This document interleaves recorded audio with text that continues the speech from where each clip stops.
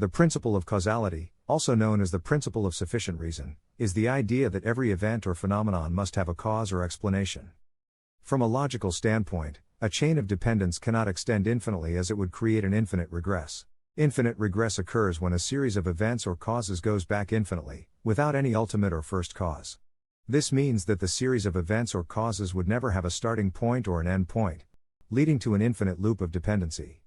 This loop leads to a paradox that would make it impossible for anything to exist, since it doesn't have a beginning to start in the first place. Therefore, there must be an ultimate source or cause that is not dependent on anything else in order for the universe to exist. سبح لله ما في السماوات والأرض وهو العزيز الحكيم